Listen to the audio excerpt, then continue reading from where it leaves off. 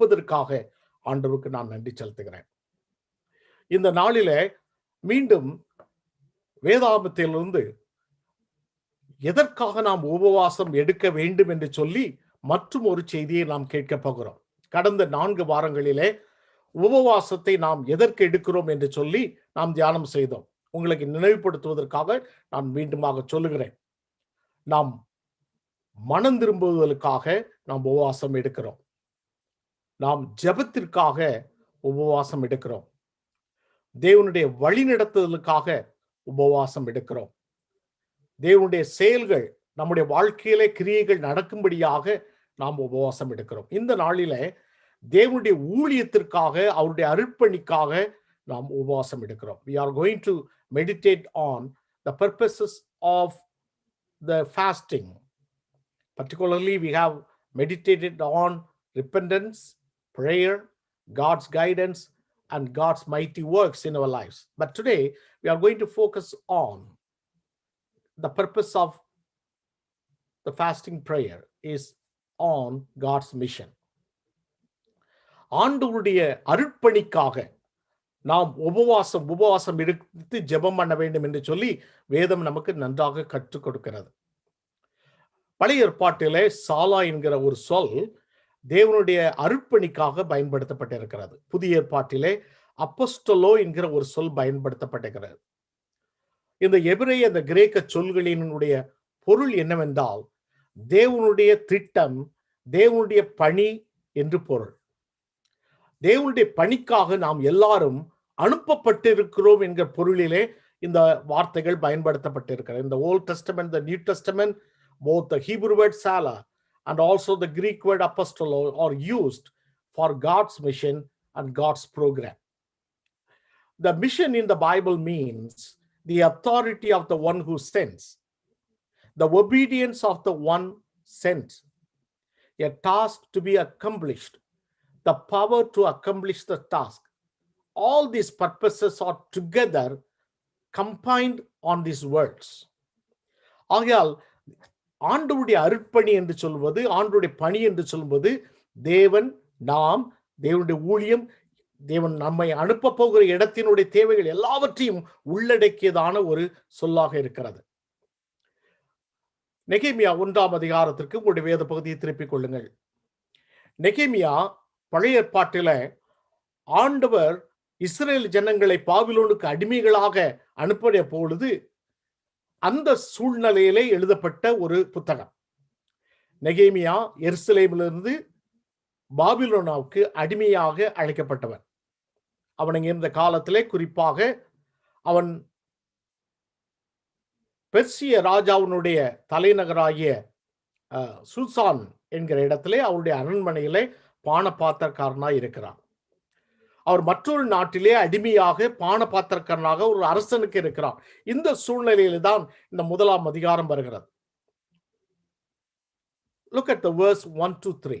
முதலாவது நெகேமியா 1ஆம் அதிகாரம் 1 முதல் 3 வசனங்களை பாருங்கள்.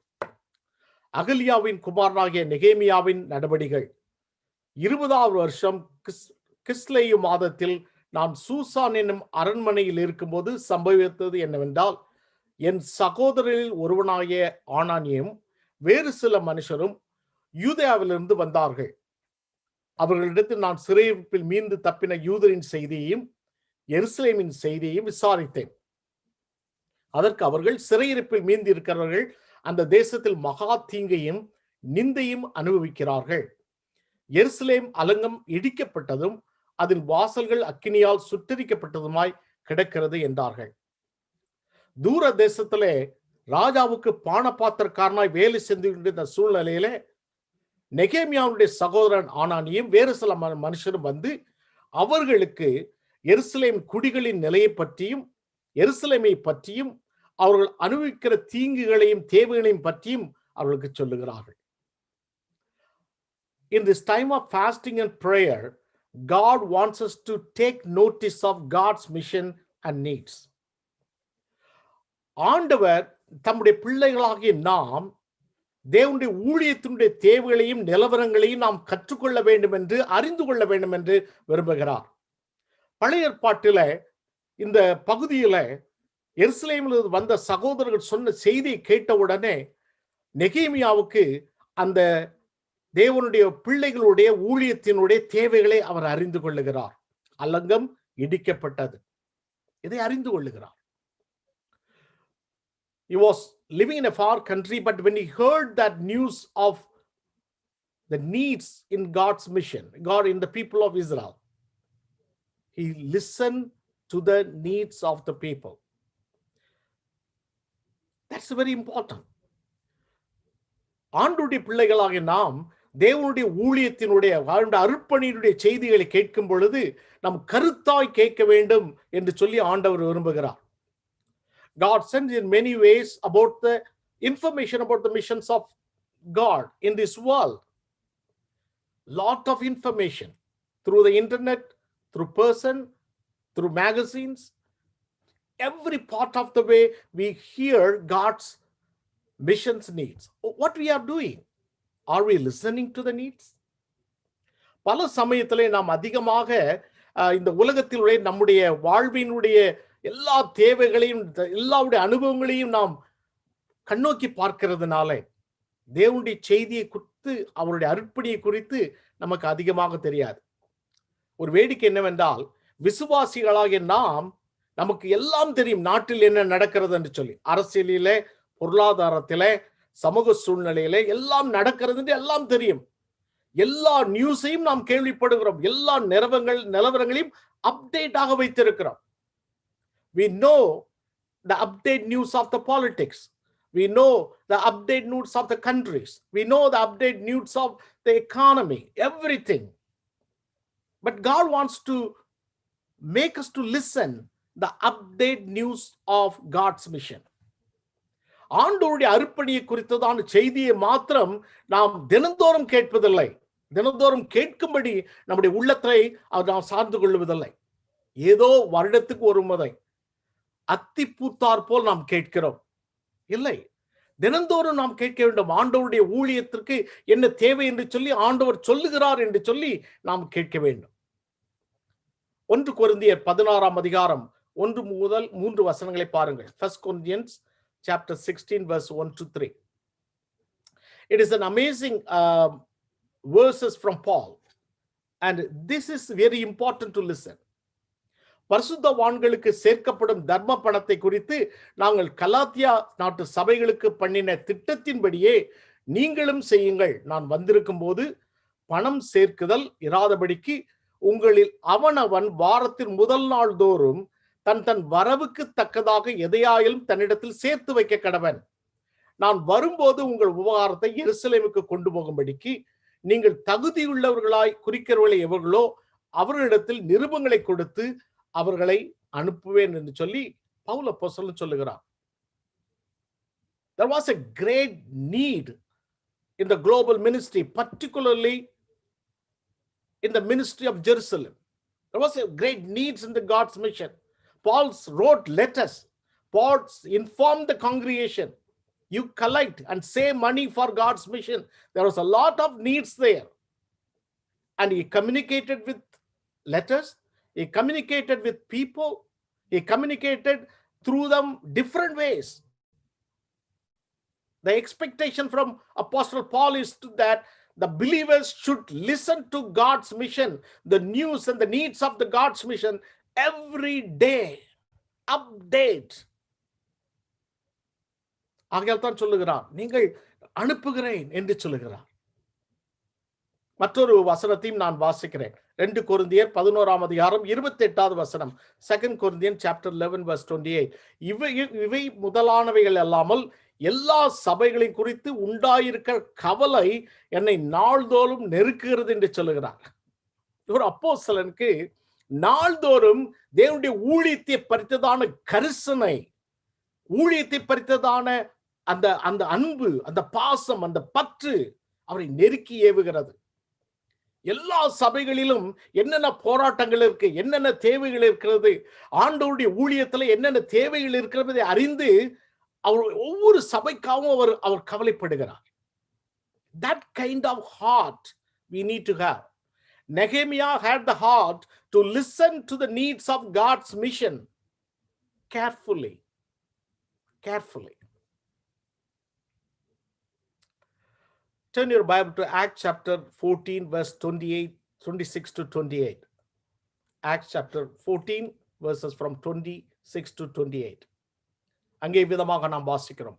அங்கே கப்பல் ஏறி நாங்கள் நிறைவேற்றின கிரியைக்காக தேவனுடைய கிருபைக்கு ஒப்புவிக்கப்பட்டு புறப்பட்டு அந்தியோகியாவுக்கு வந்தார்கள்.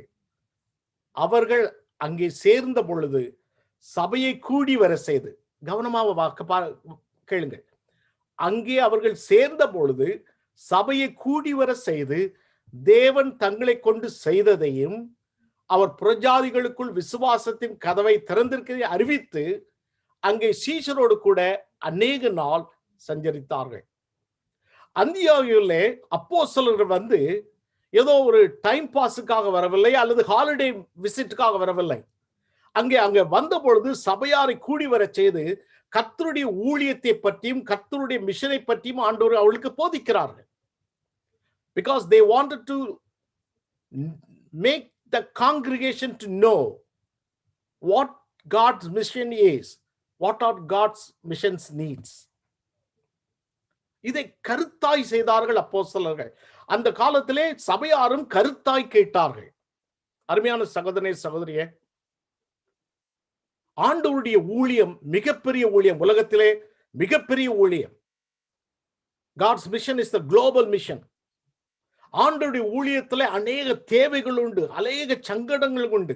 இன்றைக்கு நாம் சுகமாக உட்கார்ந்து கொண்டு ஆண்டவரை ஆராதிக்கிறோம், ஆண்டவரை போற்றுகிறோம், கர்த்தருக்கு நாம் நன்றி செலுத்துகிறோம். ஆனால் மறந்து விடாதிருங்கள், அநேக தேசங்களிலே ஆண்டவரை பற்றி சொல்வதே ஒரு பெரிய சங்கடமான காரியம். அது அவருடைய உயிருக்கே ஆபத்தான ஒரு காரியம். அதன் மத்தியிலும் ஆண்டவருடைய ஊழியத்தை செய்யக்கூடிய அநேக சகோதர சகோதரிகள், நம்முடைய தேவனுடைய வீட்டின் பிள்ளைகள், நம்முடைய சகோதர சகோதரிகள் எல்லா இடங்களிலும் கஷ்டப்படுகிறார்கள். அநேக இடங்களிலே ஆலயங்கள் கட்டுவதற்கு இன்னும் அவர்களுக்கு தேவையான வசதிகள் இல்லை. அநேக இடங்களிலே ஆண்டவருடைய பிள்ளைகளை அனுப்புவதற்கு ஆட்கள் இல்லை. அநேக இடங்களிலே ஆண்டவருடைய பணியாளர்களை பயிற்றுவதற்கு இடங்கள் இல்லை. எல்லா தேவைகளும் இருக்கிறது. இதை நாம் கவனமாக கேட்டு கருத்துடையவர்களாக இருக்க வேண்டும் என்று ஆண்டவர் எதிர்பார்க்கிறார். God wants you to listen carefully what's going on, update information in the global mission so that you will concern for God's mission. ஏதோ ஆண்டவருக்காக கடவுளுடைய ஊழியத்திற்காக ஏதோ ஒரு முறை செய்வதல்ல. இது இரவும் பகலும் ஒவ்வொரு நாளும் ஆண்டவருடைய ஊழியத்தை நம்முடைய உள்ளத்திலே பதித்தவர்களாக, அதன் தேவைகளை எண்ணி எண்ணி அதற்கு ஒரு கரிசனை உடையவர்களாக ஆண்டவர் நம்மோடு கூட இருக்க வேண்டும் என்று விரும்புகிறார். I heard a story from the country of Ghana. There was a small group of people and they listened the gospel from the radio. That's 1/3 of the people of that particular tribe, they became Christians because of the gospel proclaimed through the radio. They didn't have pastor, they didn't have anyone, they didn't have missionary, but God spoke to their hearts and they were converted, they became Christians, they were baptized, and they started to form and live as a Christian community. Then the persecution started. They were persecuted very severely. Some of them lost their husbands, some of them lost their wives, some of them become orphans in the community. They ran away from the land and went to different places to hide themselves. But remember that in that time, persecution and grieving time, that information was shared with many people, and many people supported them to form a congregation. That is the reality of God's mission in the world. It is not easy. I can tell many stories from my life. Lot of people in this world doing God's mission, sacrifice their life to do God's ministry. And we need to listen. We need to listen. We need to update what God's mission is. What are the needs are. Nehemiah did that. நெகேமியா கர்த்தருடைய ஊழியத்தினுடைய தேவையை கருத்தாய் கேட்கிறான். முதலாவது. Let's go to the second part of this passage, verse 4. So it was when I heard these words that I sat down and wept and mourned for many days. I was fasting and praying before the God of heaven. அவர் கருத்தாய் கரிசனையோடு ஊழியத்தினுடைய தேவைகளையும் ஊழியத்தினுடைய நிலவரத்தையும் குறித்து கேள்விப்படுவது மட்டுமல்ல, அதை கேட்ட உடனே அவர் உட்கார்ந்து அழுது சில நாட்களாய் துக்கித்து உபவாசித்து மன்றாடி பரலோகத்தின் தேவனை நோக்கி ஜெபிக்கிறார். அந்த வார்த்தைகளை பாருங்கள், தமிழிலே மிகவும் அழகாக சொல்லப்பட்டிருக்கிறது. அவன் உட்கார்ந்து கேட்ட உடனே அவன் நிற்க கூட முடியவில்லை. அவன் உட்கார்ந்து அழுகிறார், துக்கிக்கிறார், உபவாசிக்கிறார், மன்றாடுகிறார், ஜெபிக்கிறார். எந்த விதமான ஒரு ரெஸ்பான்ஸ் பாருங்கள். There are different ways he responded to the news when he heard about God's mission. When Nehemiah heard the needs of the mission in Jerusalem, his reaction was so emotional. So emotional. He sat down and wept. He felt bad for Jerusalem. He began to weep. He began to mourn for many, many days. In this time of mourning and fasting, he was open up to God for his mission. கேட்பது மட்டுமல்ல, அந்த கேட்ட தேவனுடைய ஊழியத்தினுடைய செய்தி அவருடைய இருதயத்திற்குள் போன உடனே அவர் உடைந்து போகிறார். God's mission is something unique and very special.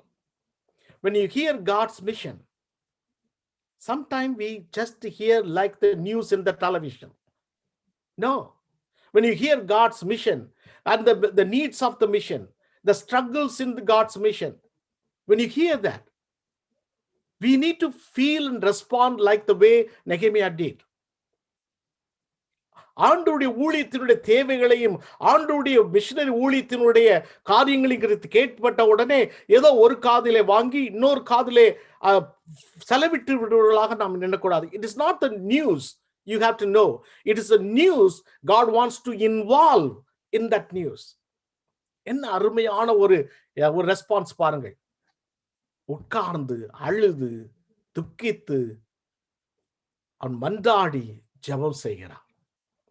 That kind of emotion, that kind of intimate, that kind of personal reaction to God's mission. இன்னைக்கு அநேகர் ஆண்டுடைய ஊழியத்தை பற்றி ஆண்டுடைய ஊழியத்தை கேட்டுவிட்டு ஏதோ ஆமாம் ஊழியத்தில் பிரச்சனை இருக்கிறது, அங்கே எல்லாம் இருக்கிறார்கள் என்று சொல்லி ஏதோ மேலோட்டமாக அதை துடைத்து விடுகிறார்கள். இல்லை, ஆண்டுடைய ஊழியத்தினுடைய தேவையை கேட்கும் போது நெகேமியாவை போல நாம் ரெஸ்பாண்ட் பண்ண வேண்டும். சங்கீதம் 63:1 பாருங்கள். அங்கே சங்கீதக்காரன் இவ்வாறு சொல்லுகிறான், தேவனே நீர் என்னுடைய தேவன், அதிகாலமே உம்மை தேடுகிறேன், வறண்டதும் விடாய்த்ததுமான தண்ணீரற்றதுமான நிலத்திலே என் ஆத்துமா உம்மேல் தாகமாயிருக்கிறது, என் மாம்சமானது உம்மை வாஞ்சிக்கிறது. ஒரு விடாய்த்த நிலையிலே, ஒரு வறண்ட நிலத்திலே, தண்ணீரற்ற சூழ்நிலையிலே எப்படி நாம் தவிக்கிறோமோ அதே விதமாக ஆண்டுடைய சமூகத்திலே ஆண்டுடைய பணிக்காக நாம் தவிக்க வேண்டும். பிரியமானவர்களே, எங்கோ ஒருவர் மிஷனரி ஊழியத்திலே அவர் கஷ்டப்படுகிறார் என்றால் இங்கே நம்முடைய கண்களிலே கண்ணீர் வர வேண்டும். எங்கே ஒரு இடத்துல அங்கே தேவை இருக்கிறது என்று சொன்னால் இங்கே நம்முடைய உள்ளத்துல அந்த பாரம் இருக்க வேண்டும். அப்பேற்பட்டதான ஒரு எதிர்பார்ப்பை ஆண்டவர் நம்மிடத்துல எதிர்பார்க்கிறார். பிரியமானவர்களே, not only hear the mission, the news of God's mission, but also your response to God's mission. That's more important. ரோமர் 10:13-14 பாருங்கள். Roman chapter 10 verse 13 to 14.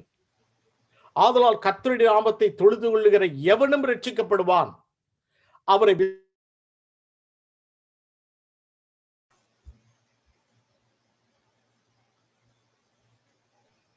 அவரை குறித்து கேள்விப்படாதவர்கள் எப்படி அவரை விசுவாசிப்பார்கள்? அவரை குறித்து கேள்விப்படாதவர்கள் எப்படி விசுவாசிப்பார்கள்? பிரசங்கிக்கர் இல்லாவிட்டால் எப்படி கேள்விப்படுவார்கள்? அழகாக சொல்லுகிறார் பாருங்க. ரோமரிலே பரிசுத்த அப்போஸ்தலனாகிய பவுல் சொல்லுகிறார், அனுப்புவர்கள் இல்லாமல் போகிறவர் இல்லாவிட்டால் எப்படி பிரசங்கம் செய்வார்கள்? பிரசங்கம் இல்லாவிட்டால் எப்படி விசுவாசிப்பார்கள் என்று சொல்லி அவர் சொல்லுகிறார். ஆண்டவருடைய ஊழியத்தின் தேவைகளை நாம் அறிந்து கொள்ளும் பொழுது ஏதோ ஒரு தேவையாக எண்ணி துடைத்து விடாதபடிக்கு நாம் நம்முடைய உள்ளத்தை அதற்கு நேராக திருப்ப வேண்டும். பிரியமானவர்களே, not only hearing the needs of God's mission, but also compassionately we need to feel for them.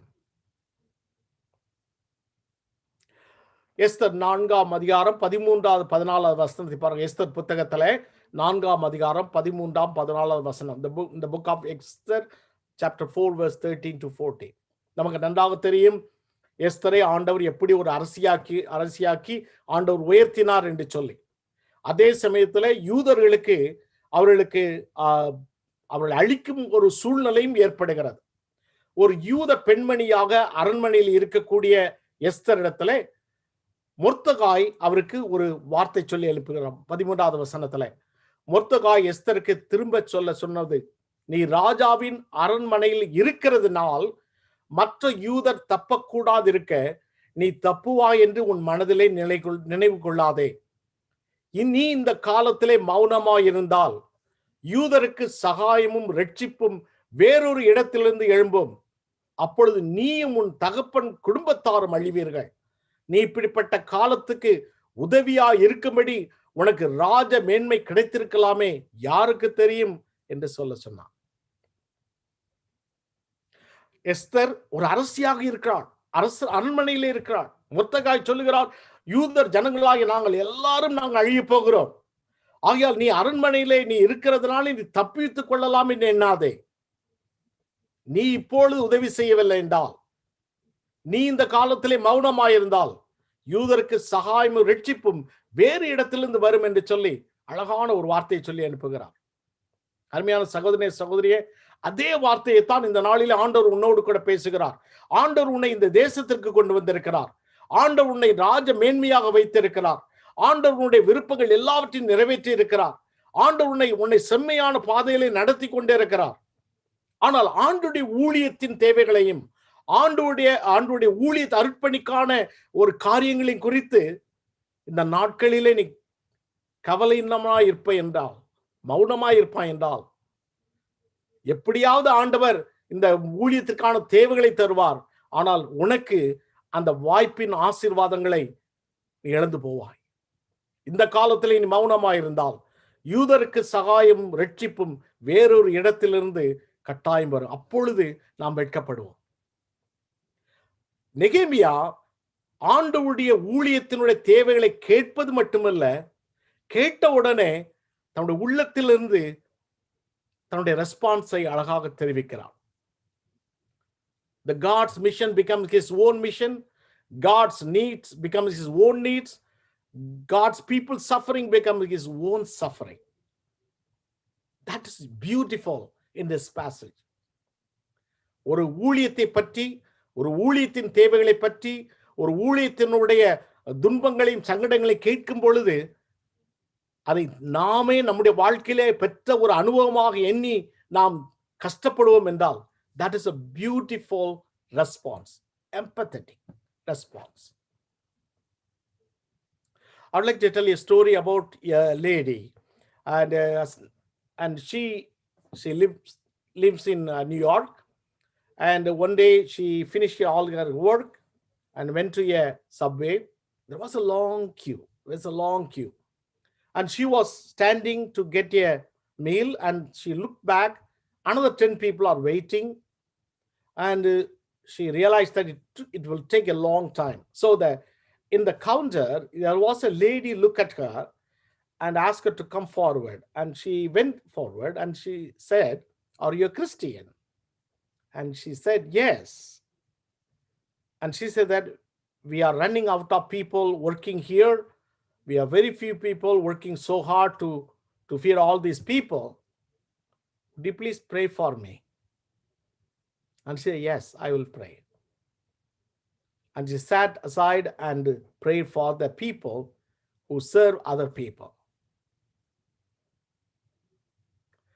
When she prayed and she said, I become like a subway worker. I felt like the feelings the lady had. I just prayed like she prayed to the Lord. And that was a beautiful experience in bringing someone's suffering, someone's need to feel like her needs. அருமையான சகோதரனே சகோதரியே, நம்முடைய தேவனுடைய ஊழியத்தை குறித்ததான செய்தியை கேட்பதிலே நாம் அதிகமாக கரிசனையோடு இருக்க வேண்டும். அது மட்டுமல்ல, அந்த செய்தியை ஒரு செய்தியாக அல்ல, நம்முடைய உள்ளத்தையும் அதற்கு திறந்து கொடுக்க வேண்டும். காதுகளிலே கேட்ட அந்த செய்தியை இருதயத்திலே பதித்து கொண்ட ஒரு நெகேமியா குறித்து நாம் இங்கே வாசிக்கிறோம். Let's go again. The next part of this passage is a very lengthy prayer. I want you to read this prayer in personal way and you will be excited about this prayer. நெகேமியாவிலே இந்த முதல் அதிகாரத்திலே ஒரு சிறப்பான ஒரு ஜெபம். இந்த ஜெபம் தான் மிகவும் முக்கியமான ஒரு ஜெபம். இதிலே அவர் பாவ அறிக்கை செய்கிறார், ஆண்டவருடைய வாக்குத்தத்தங்களை நினைத்து பார்க்கிறார், ஆண்டவருடைய சமூகத்திலே ஜெபிக்கிறார், நம்பிக்கையோடு கூட காத்திருக்கிறார் அந்த ஜெபம். But you have to learn that in this time of fasting and prayer, God wants us to take up the initiative of God's mission through prayer. When Nehemiah prayed that, not just a prayer, but he involved in God's mission. The prayer opens the door for Nehemiah to take the initiative of God's mission.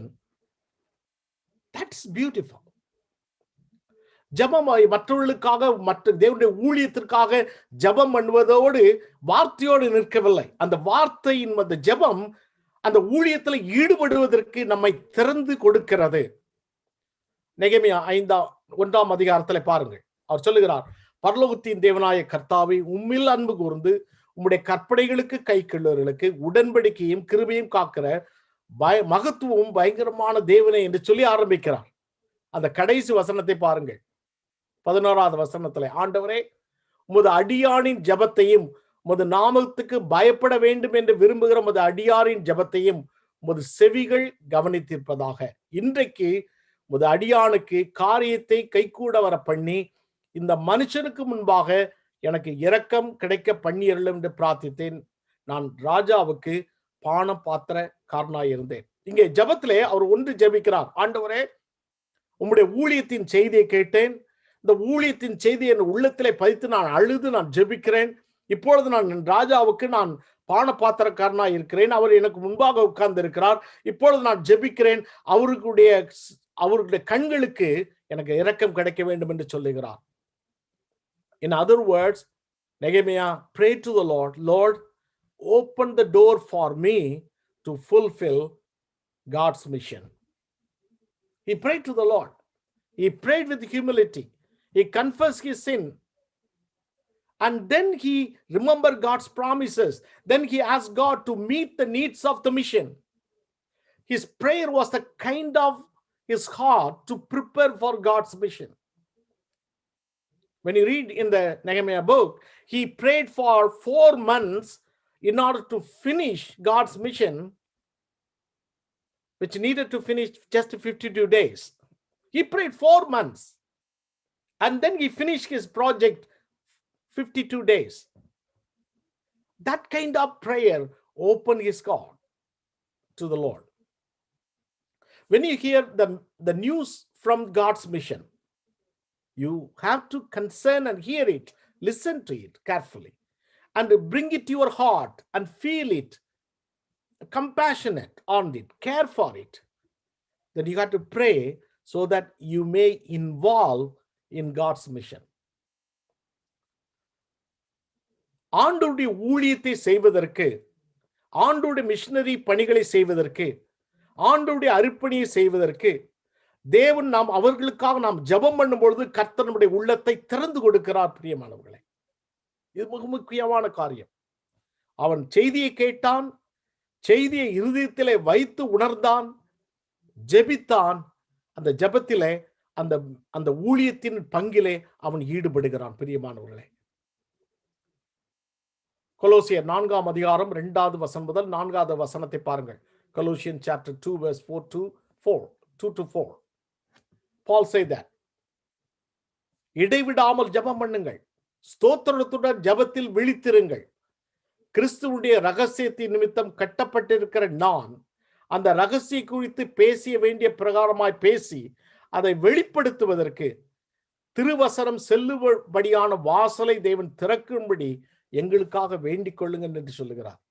இது பவுல் அப்போஸ்தலன் முதல் நூற்றாண்டிலே மாத்திரம் செய்யவில்லை. இன்றைக்கும் ஆண்டுடைய ஊழியத்தை செய்கிற ஒவ்வொருவரும் கேட்கிற ஒரு அருமையான ஒரு விண்ணப்பம், ஒரு வேண்டுகோள் இதுதான். திருச்சபைக்கு எங்களுக்காக ஜெபித்துக் கொள்ளுங்கள், திருவசனம் செல்லும்படியான வாசலை தேவன் தரும்படி ஜெபித்துக் கொள்ளுங்கள் என்று சொல்லி உலகத்தில் உள்ள எல்லா ஊழியக்காரரும், மிஷனரிமாரும், கர்த்தருக்காக வேலை செய்கிற எல்லாரும் திருச்சபை இடத்துல ஜெபிக்கிறார்கள்.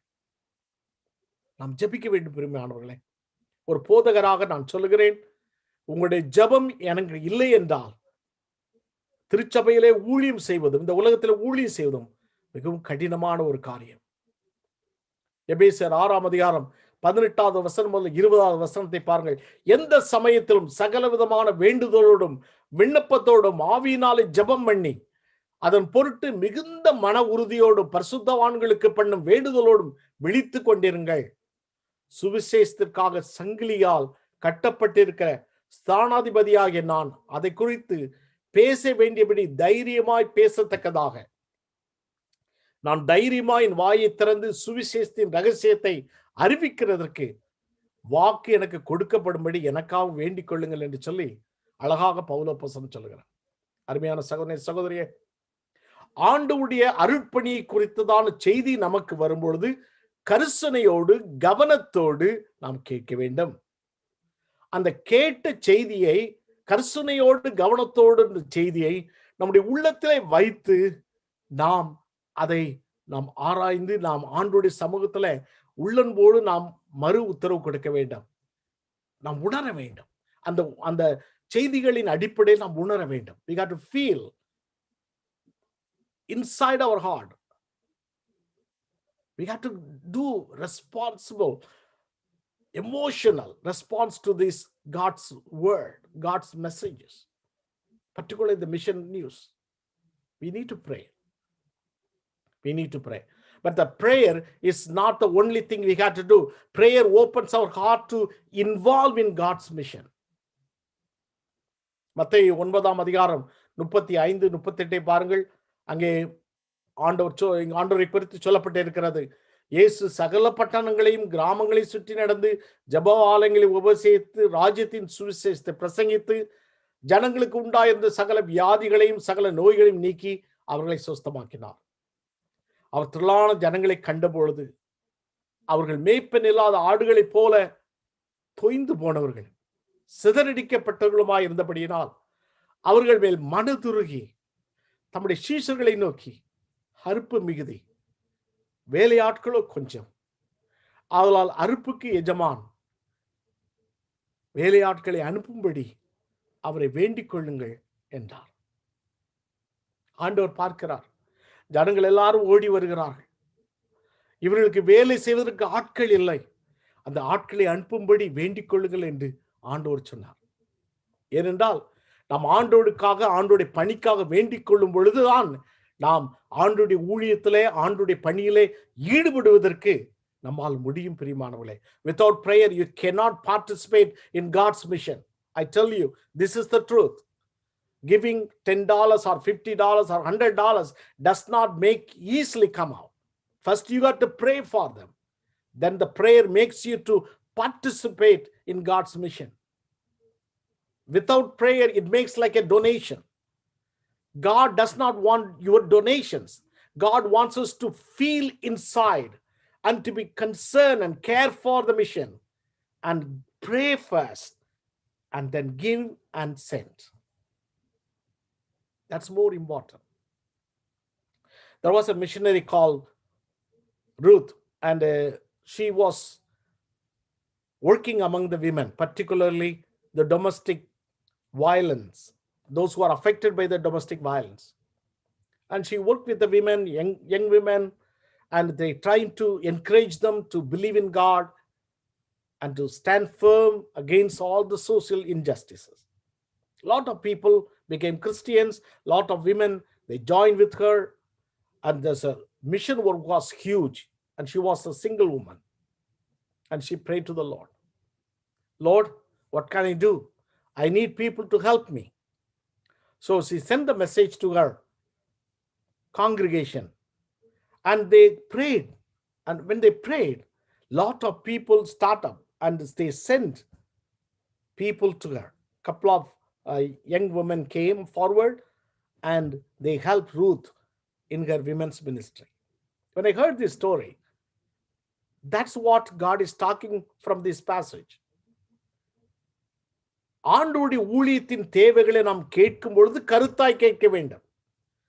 கருத்தாய் கேட்ட பின்பு அதை நம்முடைய இருதயத்திலே வைத்து நம்முடைய உள்ளத்திலே அதை நாம் அழுது ஜெபித்து அவர்களுக்காக நாம் வேதனைப்பட வேண்டும். அந்த தேவையை உணர வேண்டும்.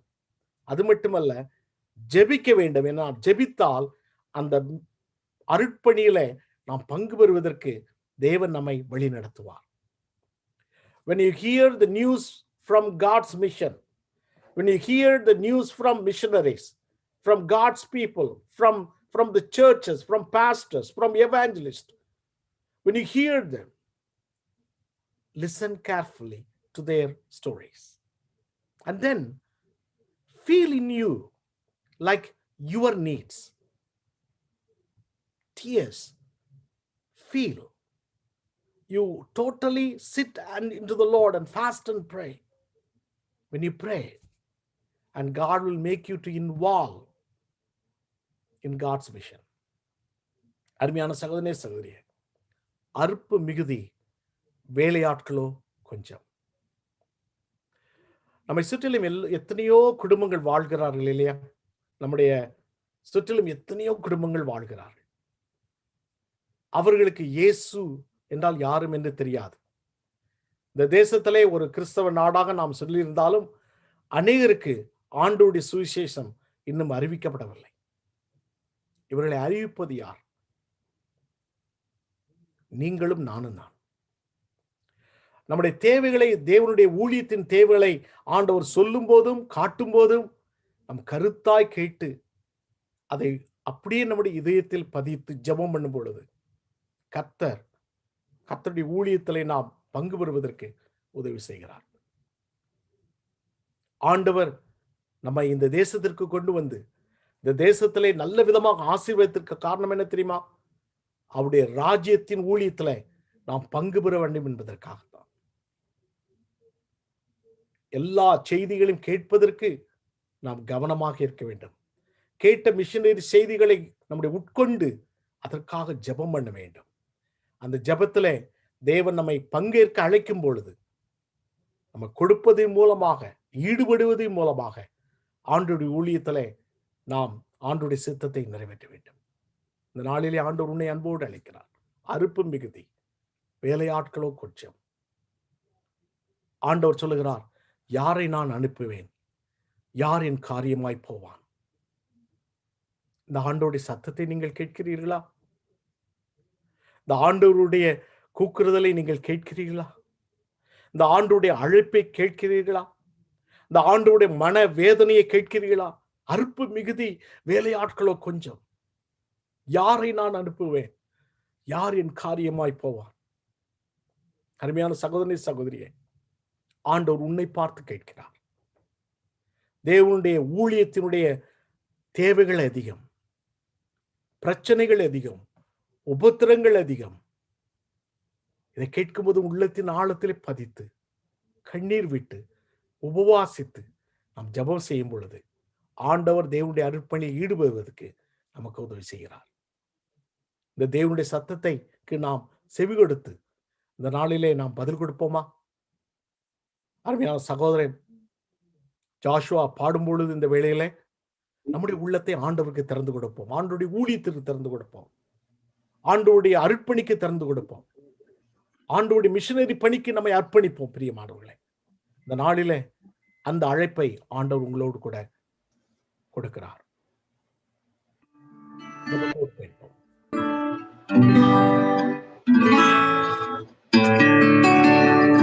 கேட்ட ஆண்டவரின் வார்த்தைக்கு நம்மை அர்ப்பணித்தவர்களாக இந்த பாடல் நாம் கேட்போம். யாருக்கு தெரியும் உந்தனின் அழைப்பு அன்பரின் பாதம் வந்திடுவார். யாருக்கு தெரியும்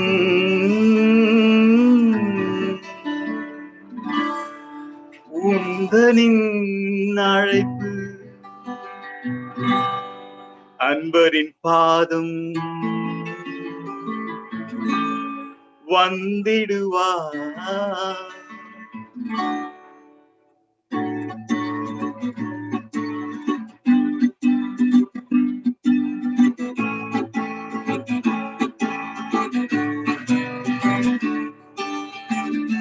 யாருக்கு தெரியும் உந்தனின் அழைப்பு அன்பரின் பாதம் வந்திடுவார். அழைத்தவர் உன்னை அருமையாய் நடத்தி அழைத்தவர் உன்னை அருமையாய் நடத்தி அனுதினம் ஊழியம் அளித்திடுவார். யாருக்கு தெரியும்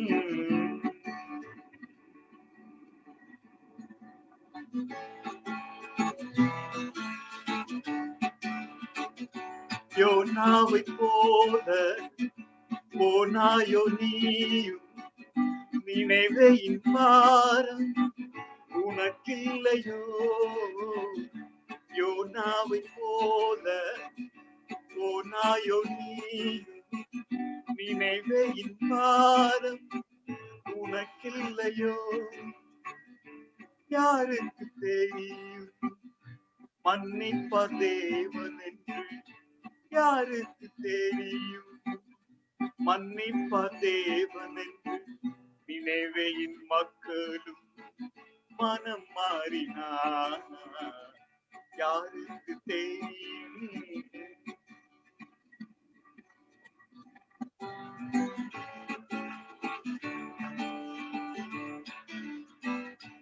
எஸ்தரை போல உயர்த்தினாரோ உன்னை இஸ்ரவேல் ஜனத்தை மீட்டிடவே. எஸ்தரை போல உயர்த்தினாரோ உன்னை இஸ்ரவேல் ஜனத்தை மீட்டிடவே.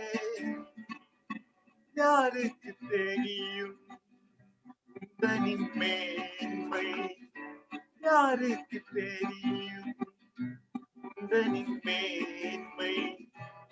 நது ஊழியம் செய்திடவே. யாருக்கு தெரியும் உந்தனின் அழைப்பு அன்பரின் பாதம் வந்திடுவார்.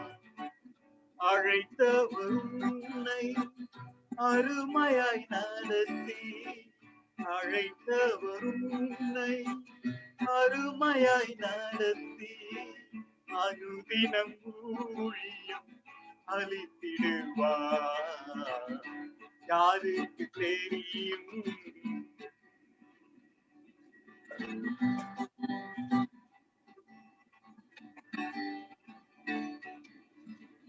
திகைத்திடும் போது தயங்கிடாதே நீ. தானியேல் ஜெபம் கேட்ட தேவனுண்டே. திகைத்திடும் போது தயங்கிடாதே நீ. தானியேல் ஜெபம் கேட்ட தேவனுண்டு. திருக்கரம் அணைத்து புகலிடம் அளிப்பார். திருக்கரம் அணைத்து புகலிடம் அளிப்பார். திறப்பின் வாசலில் நின்றிடுவாயோ. யாருக்கு தெரியும் உந்தனின் அழைப்பு அன்பரின் பாதம் வந்திடுவார். அழைத்தவர் உன்னை அருமையாய் நடத்தி அழைத்தவர் உன்னை அருமையாய் நடத்தி அனுதினம் ஊழியம் அளித்திடுவார். யாருக்கு தெரியும்?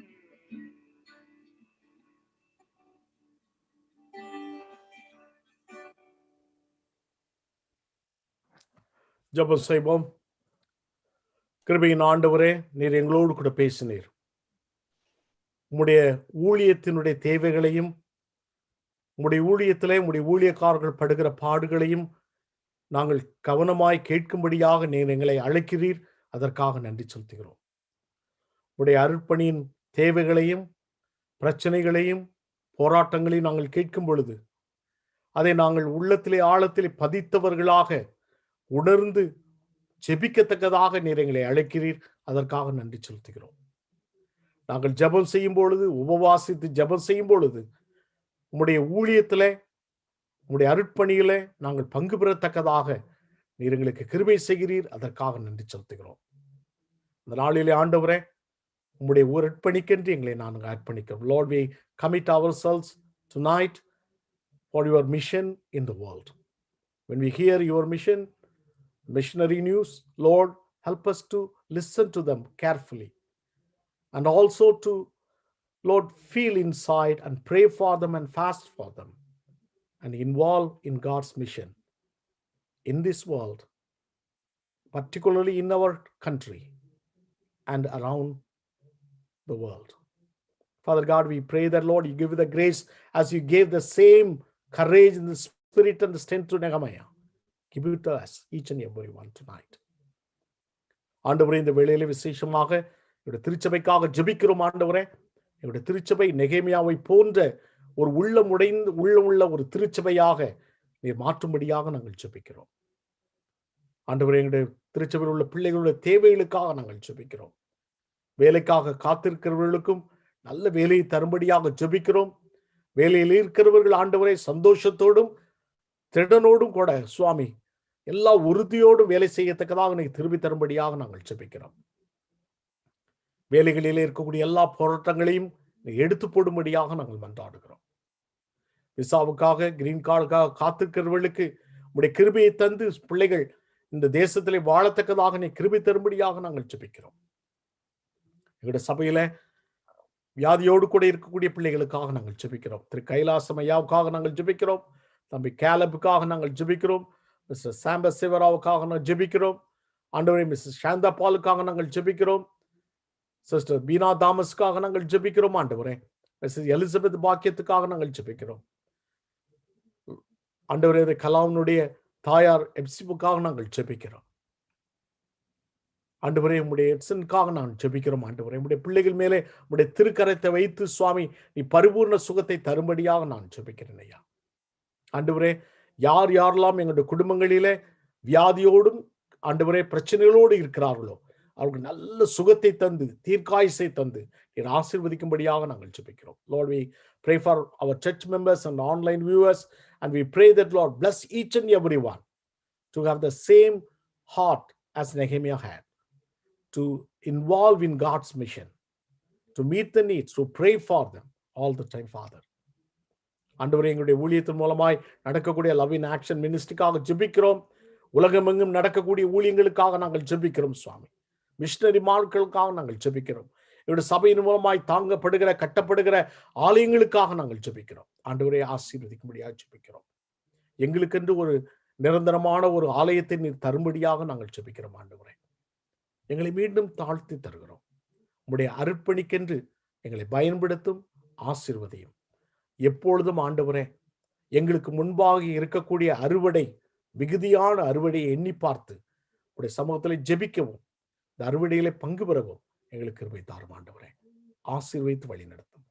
இயேசுவின் நாமத்தில் தாழ்மையோடு ஜெபிக்கிறோம் ஜீவனுள்ள நல்ல பிதாவே, ஆமேன். கர்த்தருடைய ஆசீர்வாதத்தை பெற்றுக்கொள்வோம். எல்லா புத்திக்கும் மேலான தேவ சமாதானம் உங்களோடு கூட